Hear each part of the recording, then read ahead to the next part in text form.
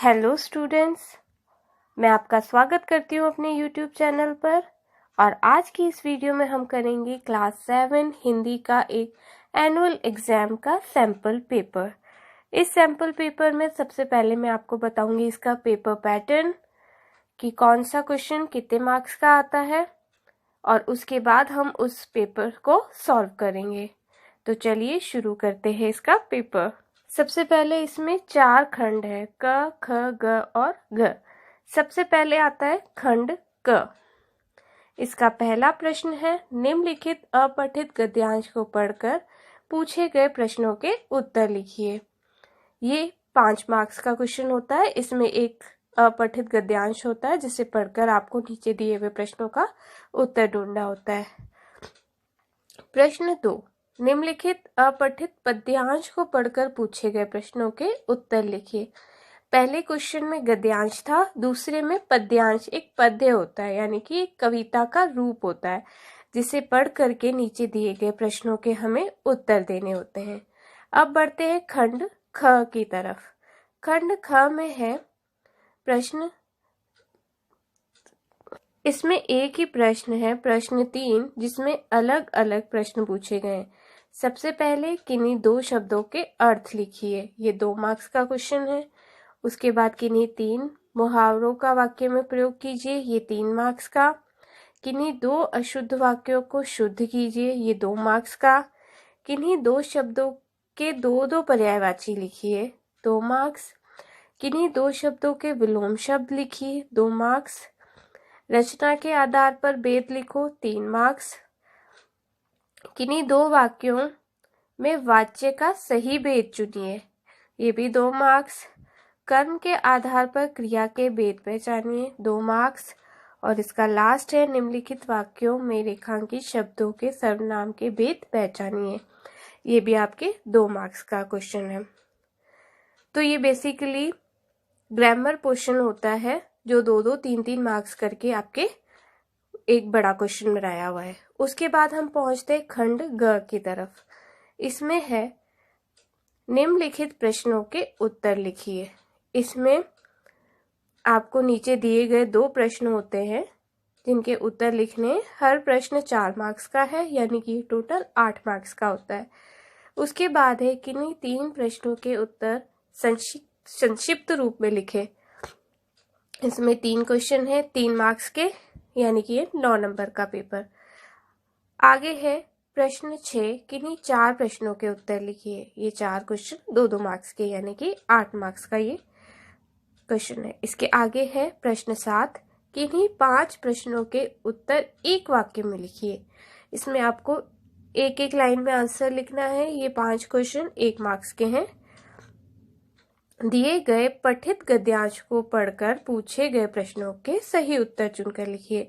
तो पहले तो प्रश्न 1 में अपठित गद्यांश था, जबकि प्रश्न 8 में आपका पठित गद्यांश आएगा, यानी कि आपकी बुक में से ही गद्य आएगा और नीचे आपको क्वेश्चन पूछे जाएंगे जिनके आपको सही उत्तर बताने हैं।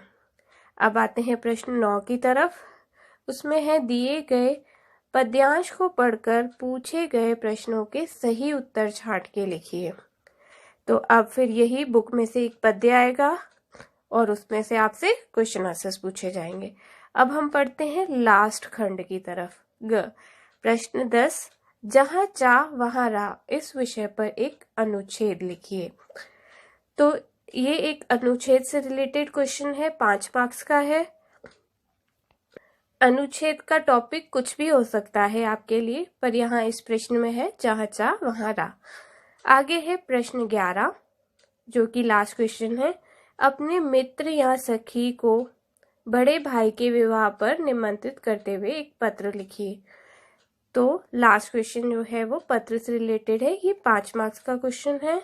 तो पेपर में आपसे किसी भी टॉपिक पर पत्र पूछा जा सकता है। तो चलिए, ये तो था पेपर पैटर्न। अब हम इस पेपर को सॉल्व करेंगे। तो सबसे पहले है खंड क। निम्नलिखित अपठित गद्यांश को पढ़कर पूछे गए प्रश्नों के उत्तर लिखिए। मानव जाति को जो बीमारियां विरासत में मिली हैं, उनमें अधिकांश के लिए स्वास्थ्य तथा स्वास्थ्य रक्षा के नियमों की अनभिज्ञता और अवहेलना उत्तरदायी है। इसमें संदेह नहीं कि हमारे यहाँ की इतनी ऊंची मृत्यु दर का कारण मुख्य रूप से हमारी घोर दरिद्रता है। पर यदि लोगों को अपने स्वास्थ्य रक्षा के विषय में ठीक से शिक्षित किया जा सके तो इस समस्या का समाधान संभव है। तो ये था पद्यांश गद्यांश, और अब हम इसके प्रश्न उत्तर सॉल्व करेंगे। पहला प्रश्न है, मानव जाति को कुछ बीमारियां किस रूप में मिलती हैं? तो इसका उत्तर हमें इसी गद्यांश में से देना है। उत्तर है, मानव जाति को कुछ बीमारियां विरासत के रूप में मिली हैं। दूसरा प्रश्न है, हमारे यहाँ की ऊंची मृत्यु दर का मुख्य कारण क्या है? तो उत्तर है, हमारे यहाँ की ऊंची मृत्यु दर का मुख्य कारण घोर दरिद्रता है। ऊंची मृत्यु दर को कम करने का समाधान क्या है? ऊंची मृत्यु दर को कम करने का समाधान शिक्षा है। अगला प्रश्न, शिक्षा शब्द का भाववाचक संज्ञा शब्द बताइए। तो इसका उत्तर हमें देना है शिक्षित। शिक्षा का भाववाचक संज्ञा शब्द है शिक्षित। अगला है, उपयुक्त गद्यांश का शीर्षक दें। तो आप इस गद्यांश का अपनी तरफ से कोई भी शीर्षक दे सकते हैं, और हमने इसका शीर्षक दिया है हमारा स्वास्थ्य।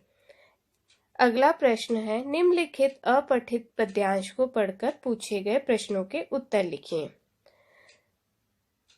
देव, मेरे भाग्य में है क्या बता, मैं बचूंगी या मिलूंगी धूल में, या जलूंगी गिर अंगारे पर किसी, चू पड़ूंगी या कमल के फूल में। तो अब इसके प्रश्न हैं, बूंद किसे संबोधित कर रही है? तो इसका उत्तर है, बूंद देवताओं को संबोधित कर रही है। हमें इसका उत्तर पहली लाइन में ही समझ जाना चाहिए, देव यानी कि देवता। उपयुक्त कविता में धूल में मिलने का क्या अर्थ है? उपयुक्त कविता में धूल में मिलने का अर्थ है नष्ट होना। बूंद किस पर गिरने की बात कर रही है? उत्तर, बूंद कमल के फूल पर गिरने की बात कर रही है। भाग्य कमल शब्द का अर्थ बताइए। उत्तर, भाग्य का अर्थ है नसीब और कमल का राजीव। उपयुक्त पद्यांश को उचित शीर्षक दें। उपयुक्त पद्यांश का उचित शीर्षक है एक बूंद। आप कोई और शीर्षक देना चाहें तो दे सकते हैं। अब अगला है खंड ख, जिसमें एक ही प्रश्न है, प्रश्न 3, और इसमें अलग अलग प्रश्न पूछे गए हैं। सबसे पहला प्रश्न, किन्हीं दो शब्दों के अर्थ लिखिए। तो यहाँ जितने भी शब्द हैं मैं आपको उनके अर्थ बता देती हूँ। झूठ का असत्य, दुख का पीड़ा या कष्ट, गर्मी का ताप, चरण का पद या पग, इंतजार का राह देखना। अगला प्रश्न है, किन्हीं 3 मुहावरों का वाक्य में प्रयोग कीजिए। तो पहला मुहावरा है कोल्हू का बैल। कोल्हू के बैल की तरह काम करके भी गरीब किसान भरपेट भोजन नहीं पा सकते। दूसरा है कुत्ते की मौत मरना। जो लोग गलत काम करते हैं वह सदा कुत्ते की मौत मरते हैं। कलेजे पर हाथ रखना। अपने कलेजे पर हाथ रखकर कहो कि क्या तुम पढ़ाई करते हो। अगला है अंतिम सांसें गिनना। अंतिम सांसें गिनने से पहले ही मोहनलाल ने अपनी वसीयत करवा ली थी। डींगे हाँकना। राजीव करता तो कुछ नहीं, बस डींगे हाँकता रहता है। अगला प्रश्न है, किन्हीं 2 अशुद्ध वाक्यों को शुद्ध कीजिए। हमारे सभी अध्यापकों अच्छे हैं। इसका शुद्ध वाक्य होगा, हमारे सभी अध्यापक अच्छे हैं। अमर को पूछो। इसका शुद्ध वाक्य है, अमर से पूछो। बच्चा बस से गिर गया। अगला प्रश्न, किन्हीं 2 शब्दों के 2 पर्यायवाची शब्द लिखिए। इच्छा, अभिलाषा और चाह। बगीचा, बाग, वाटिका। माता, जननी और माँ। ऋषि, मुनि और साधु। किन्हीं 2 शब्दों के विलोम शब्द लिखिए। वसंत का पतझड़, विरोध का समर्थन, आरंभ का अंत, आदर का अनादर। प्रश्न, 4. रचना के आधार पर भेद लिखो। माँ ने खाना बनाया और बच्चों को परोसा। ये है संयुक्त वाक्य। महात्मा गांधी ने कहा कि स्वतंत्रता अहिंसा से ही प्राप्त की जा सकती है। ये है मिश्रित वाक्य। नदियां पर्वतों से निकलती हैं। ये है सरल वाक्य। अगला प्रश्न है, किन्हीं दो वाक्यों में वाच्य का सही भेद चुनिए। पहला है, अहमद सिनेमा देखता है, तो इसका है कृतवाच्य। सुमन से बोला जाता है, भाववाच्य। सलमा से नमाज पढ़ी जाती है, कर्मवाच्य। रोमा चर्च जाती है, कृतवाच्य। अगला है, कर्म के आधार पर क्रिया के भेद पहचानिए। बच्चे फिल्म देख रहे हैं, सकर्मक क्रिया। नर्तकी नाच रही है, अकर्मक क्रिया। इसका अगला प्रश्न है, निम्नलिखित वाक्यों में रेखांकित शब्दों के सर्वनाम के भेद पहचानिए। जो समय का महत्व समझता है वही दुनिया में उन्नति करता है। यह है संबंधवाचक सर्वनाम। पिताजी, डब्बे में क्या है? यह है प्रश्नवाचक सर्वनाम। अब अगला प्रश्न है, निम्नलिखित प्रश्नों के उत्तर लिखिए। ये बड़े प्रश्न हैं, 4 मार्क्स का एक क्वेश्चन है, इसमें 2 क्वेश्चन है। सैंपल पेपर का पहला क्वेश्चन है, काका कालेश्वर ने नदियों को लोकमाता क्यों कहा है? उत्तर, नदियां युगों युगों से मानव जाति के लिए कल्याणकारी रही हैं। ये युगों से एक माँ की तरह हमारा भरण पोषण करती हैं। इनका जल भूमि की उर्वरा शक्ति बढ़ाने में विशेष भूमिका निभाता है। इसलिए नदियां माता के समान पवित्र एवं कल्याणकारी है। मानव नदी को दूषित करने में कोई कसर नहीं छोड़ता, परंतु इसके बावजूद भी अपार दुख सहकर भी इस प्रकार का कल्याण केवल माता ही कर सकती है। अतः काका कालेश्वर ने नदियों को माँ की समान विशेषताओं के कारण उन्हें लोक माता का दर्जा दिया है। प्रश्न 2, मास्टर जी की आवाज अब कम ऊंची थी। वे रेलगाड़ी के बारे में बता रहे थे। मास्टर जी की आवाज धीमी क्यों हो गई थी? लिखिए। उत्तर, पाठ की शुरुआत में मास्टर साहब सब बच्चों का ध्यान अपनी ओर आकर्षित करने के लिए शायद ऊंची आवाज में बात कर रहे थे, पर जब उन्हें लगा कि सब बच्चे उनके पाठ में ध्यानमग्न हो गए, तब उन्होंने अब पाठ समझाने की मुद्रा अपनाने के कारण अपनी आवाज को धीमा कर दिया होगा। प्रश्न 5, किन्हीं प्रश्नों के उत्तर 3 प्रश्नों के उत्तर संक्षिप्त में लिखिए। 3 प्रश्न, 3 मार्क्स का एक। प्रश्न 1, सिंधु और ब्रह्मपुत्र की क्या विशेषताएं बताई गई? अगर आप चाहें तो उत्तर अपनी मर्जी से भी दे सकते हैं, लेकिन मैंने आपके लिए किए हुए हैं, आप ये भी दे सकते हैं। उत्तर, सिंधु और ब्रह्मपुत्र हिमालय की 2 ऐसी नदियां हैं जिन्हें ऐतिहासिकता के आधार पर पुल्लिंग रूप में नद भी माना गया है। इन्हीं 2 नदियों में सारी नदियों का संगम भी होता है। प्राकृतिक और भौगोलिक दृष्टि से भी इनका महत्व है। कहा जाता है कि ये 2 ऐसी नदियां हैं जो दयालु हिमालय की पिघले हुए दिल की एक एक बूंद से निर्मित हुई हैं। इनका रूप विशाल और विराट है। इनका रूप इतना लुभावना है कि सौभाग्यशाली समुद्र भी पर्वतराज हिमालय की इन 2 बेटियों का हाथ थामने पर गर्व महसूस करता है। प्रश्न 2, जाली के बड़े घर में पहुंचने पर मोर के बच्चों का किस प्रकार स्वागत हुआ? उत्तर, दोनों नवागंतुकों ने पहले से ही रहने वाले में ऐसा ही कौतूहल जगाया जैसा नववधू के आगमन पर परिवार में स्वाभाविक है। लक्का कबूतर नाचना छोड़ उसके चारों ओर घूम घूम कर गुटरगू गुटरगू की रागिनी अलापने लगे। बड़े खरगोश सभ्य सभासदों के समान क्रम से बैठकर उनका निरीक्षण करने लगे। छोटे खरगोश उनके चारों ओर उछल-कूद मचाने लगे। तोते एक आंख बंद करके उनका परीक्षण करने लगे। प्रश्न 3, कुंवर सिंह को बचपन में किन कामों में मजा आता था?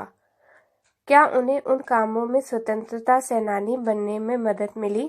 उत्तर, कुंवर सिंह को बचपन में घुड़सवारी, तलवारबाजी और कुश्ती लड़ने में मजा आता था। इन्हीं कार्यों के कारण उनके अंदर साहस और वीरता का विकास हुआ, जिससे वे आगे जाकर अंग्रेजों से लोहा ले सके। प्रश्न 4, किन विशेषताओं के कारण हॉकी को भारत का राष्ट्रीय खेल माना जाता है?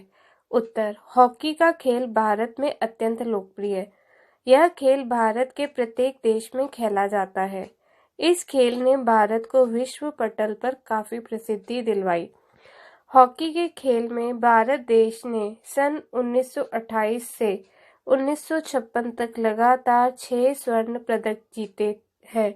इन्हीं विशेषताओं के कारण हॉकी को भारत का राष्ट्रीय खेल माना जाता है। प्रश्न 5, गांधी जी ने अखिल भारतीय कांग्रेस सहित कई संस्थाओं व आंदोलनों का नेतृत्व किया। उनकी जीवनी या उन पर लिखी गई किताबों के अंशों को चुनिए, जिसने हिसाब किताब के प्रति गांधी जी की चुस्ती का पता चलता है। उत्तर, गांधी जी पहले से हिसाब किताब में चुस्त थे। अपने विद्यार्थी जीवन में भी गांधी जी पाई का हिसाब रखते थे। वे कभी भी फिजूल खर्ची नहीं करते थे। यहाँ तक कि पैसा बचाने के लिए वे कई बार कई किलोमीटर पैदल यात्रा करते थे, क्योंकि उनका मानना था कि धन को जरूरी कामों में ही खर्च करना चाहिए। इसी हिसाब किताब की चुस्ती के कारण वे सारे आंदोलनों को सफलतापूर्वक चला पाए।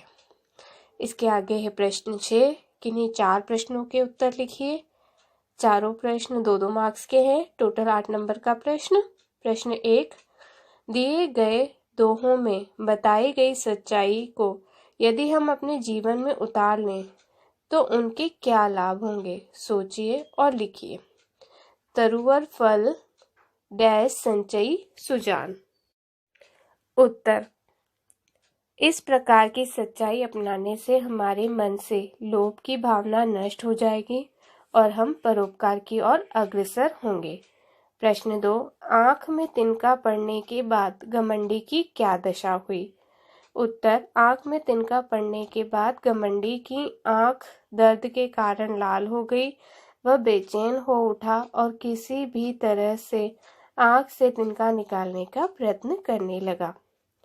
प्रश्न 3, नीचे दी गई पंक्ति का आशय अपने शब्दों में लिखिए। माखन रोटी हाथ मुंह लीन गौवन के रखवारे। उत्तर, प्रस्तुत पंक्ति का आशय है कि ग्वाल बालों ने हाथ में माखन रोटी ले ली है और वे सभी गाय चराने के लिए श्री कृष्ण की प्रतीक्षा में खड़े हैं। प्रश्न 4, शाम का दृश्य अपने घर की छत या खिड़की से देखकर बताइए। क, शाम कब हुई? ख, तब से लेकर सूरज डूबने में कितना समय लगा? और ग, इस बीच आसमान में क्या क्या परिवर्तन आए? उत्तर, क, शाम करीब 6 बजे शुरू हुई। ख, तब से लेकर सूरज डूबने में करीब 1 घंटे का समय लगा। और ग, इस बीच आसमान का रंग लाल और कुछ देर बाद पीले रंग में परिवर्तित हो गया और कुछ देर बाद सूरज आसमान से गायब हो गया और चारों ओर अंधेरा छा गया। प्रश्न 7, किन्हीं 5 प्रश्नों के उत्तर एक वाक्य में लिखिए। पहला प्रश्न, कवि विनाश के गीत क्यों गाना चाहता है? उत्तर, कवि विनाश के गीत गाना चाहता है क्योंकि विध्वंस पर ही नव निर्माण होता है। अगला प्रश्न, नीलकंठ और राधा की प्रिय ऋतु कौन सी थी? उत्तर, नीलकंठ और राधा की प्रिय ऋतु वर्षा ऋतु थी। कवि की आंख में पड़ा तिनका कैसे निकला? उत्तर, कवि की आंख में पड़ा तिनका लोगों ने कपड़े की मूठ से निकाला। अगला प्रश्न, मास्टर जी ने रेलगाड़ी पर चलने के बारे में क्या बताया? उत्तर, मास्टर जी ने रेलगाड़ी के चलने के बारे में बताया कि रेलगाड़ी बाप से चलती है। इसे बाप की गाड़ी भी कहा जाता है। बाप। अगला प्रश्न है, मीरा के भक्ति और प्रेम किसके प्रति है? उत्तर, मीरा के भक्ति और प्रेम श्री कृष्ण के प्रति है। धनराज ने अपने बचपन के बारे में क्या बताया है? उत्तर, धनराज ने अपने बचपन के बारे में बताया कि उनका बचपन बहुत मुश्किलों से बीता, वे बहुत गरीब थे। अगला प्रश्न, गांधी जी क्या बना रहे थे? उत्तर, गांधी जी अहमदाबाद के आश्रम का अनुमानित बजट बना रहे थे। मोर की चोंच कैसी थी? उत्तर, मोर की चोंच बंकिम और पैनी थी। प्रश्न 8, दिए गए पठित गद्यांश को पढ़कर पूछे गए प्रश्नों के सही उत्तर चुनकर लिखिए। गद्यांश है, खान पान की नई संस्कृति में हमें राष्ट्रीय एकता के लिए नए बीज भी मिल जाते हैं। बीज भलीभांति तभी अंकुरित होंगे जब हम खान पान से जुड़ी हुई दूसरी चीजों की ओर भी ध्यान देंगे। मसलन हम उस बोली बानी, भाषा भूषा आदि को भी किसी न किसी रूप में ज्यादा जानेंगे जो किसी खान पान विशेष से जुड़ी हुई हैं। पहला, खान पान की नई संस्कृति का सबसे अधिक प्रभाव किस पर पड़ता है? इसका उत्तर है राष्ट्रीय एकता पर। दूसरा, खान पान के साथ किन चीजों का अनुसरण किया जाता है? भाषा और बोली, रहन सहन, वेशभूषा या दिए गए सभी? इसका उत्तर है दिए गए सभी। अगला प्रश्न है, खान पान की संस्कृति को राष्ट्रीय एकता से कैसे जोड़ा जाता है? इसका उत्तर है खान पान के आधार पर सभी लोगों का विभिन्न प्रांतों की भाषा व रहन सहन को भी ग्रहण करना। अगला प्रश्न है, बोली और भाषा का राष्ट्रीय एकता पर कैसे प्रभाव पड़ता है? इसका उत्तर है एक दूसरे प्रांत के भावों और विचारों को समझने लगते हैं। अगला प्रश्न है, किसी संस्था का खान पान भिन्न भिन्न क्यों होता है? उत्तर है इसका रुचि के आधार पर, वस्तु की उपलब्धता के आधार पर, मौसमानुसार मिलने वाले पदार्थों के आधार पर या दिए गए सभी। तो इसका उत्तर है दिए गए सभी। अब प्रश्न 9, दिए गए पद्यांश को पढ़कर पूछे गए प्रश्नों का सही उत्तर छांटकर लिखिए। पद्यांश है, जागो बंसी वारे ललना, जागो मोरे प्यारे, रजनी बीती भोर भयो है, घर घर खुले किवारे, गोपी दही मंथत, सुनियत है कंगना की जनकारें, उठो लाल जी भोर भये हैं, सुरनर ठांडे द्वारे, ग्वाल बाल सब करत कोलाहल, जय जय सबद उचारे, माखन रोटी हाथ मुँह लीनी, गौवन के रखवारे, मीरा के प्रभु गिरधर नागर, शरण आया को तारे। इसके प्रश्न है, इस पद्यांश के रचयिता है? इसका उत्तर है मीरा भाई। पद्यांश में किस समय की बात की गई है? उत्तर, भोर के समय की। मीरा कृष्ण को क्यों उठाना चाहती है? क, भोर का समय हो गया था। ख, ग्वाल बाल उनका इंतजार कर रहे थे। गोपियां कृष्ण के लिए ताजा मक्खन निकाल रही थी। दिए गए सभी। इसका उत्तर है दिए गए सभी। कृष्ण को जगाने हेतु द्वार पर कौन कौन खड़े थे? उत्तर, देव और दानव। ग्वाल बाल के हाथ में क्या था? उत्तर है माखन और रोटी। अगला है खंड ग। इसमें सबसे पहला प्रश्न है प्रश्न 10, अनुच्छेद लिखिए। यहाँ टॉपिक है जहाँ चाह वहाँ राह। उत्तर, जहाँ चाह वहाँ राह। प्रत्येक व्यक्ति के मन में किसी न किसी लक्ष्य को पाने की कामना रहती है। कई बार हम अपने लक्ष्य तक पहुँचने में असफल होते हैं और अक्सर इसका दोष हम अपने दुर्भाग्य को देते हैं। हमारी असफलता के दोषी हम खुद हैं। हमें हार माने बिना दृढ़ इच्छा और योजना के साथ फिर लक्ष्य तक पहुंचने का प्रयास करना चाहिए। असफलता सफलता की सीढ़ी है। हमें कभी हार नहीं माननी चाहिए कि यह असंभव है। नेपोलियन के अनुसार असंभव शब्द मूर्खों के शब्दकोश में पाया जाता है। मनुष्य को स्थिर इच्छा शक्ति को बनाए हुए अंतिम सांस तक अपने लक्ष्य तक पहुंचने का प्रयास करना चाहिए। अंग्रेजी भाषा में भी कहा जाता है, Where there is a will, there is a way। Panini Sanskrit भाषा के एक महान व्याकरण। जब बच्चे थे और उनकी प्रारंभिक शिक्षा के लिए उनकी माँ उन्हें शिक्षा के यहाँ ले गई। शिक्षक ने कहा कि उनकी हथेली में शिक्षा की कोई रेखा नहीं है। उन्होंने अपने हाथ में चाकू से रेखा सीधी खींची और उस शिक्षक के पास गए। यह देखकर शिक्षक ने कहा कि दृढ़ इच्छा शक्ति से कुछ भी प्राप्त करना असंभव नहीं है, इसलिए कहते हैं जहाँ चाह वहाँ राह।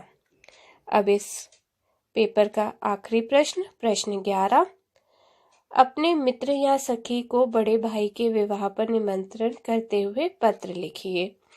ये 5 मार्क्स का क्वेश्चन है। पत्र कुछ इस तरीके से है कि पहले हम इसमें पता लिखेंगे। पता है आलोक निवास 333 अहिंसा मार्ग, नई दिल्ली। दिनांक जिस भी डेट को आप ये पेपर लिख रहे हैं उस डेट को डाल देंगे। आगे है हम अपने मित्र का नाम लिखेंगे। प्रिय समीर। स्नेह, तुम्हें यह जानकर प्रसन्नता होगी कि मेरे बड़े भाई अनुराग का शुभ विवाह दिनांक 26 जून 2012 को होना निश्चित हुआ है। बारात सायंकाल 6 बजे सेनानगर के लिए प्रस्थान करेगी। मेरे माता पिता तथा परिवार के अन्य सदस्यों की हार्दिक इच्छा है कि तुम भी सपरिवार पधारो। मुझे विश्वास है कि तुम निराश नहीं करोगे। पत्र के साथ विवाह का कार्यक्रम तथा निमंत्रण पत्र भी भेज रहा हूँ। प्रतीक्षा में, तुम्हारा मित्र। आप अपना नाम लिख दीजिएगा।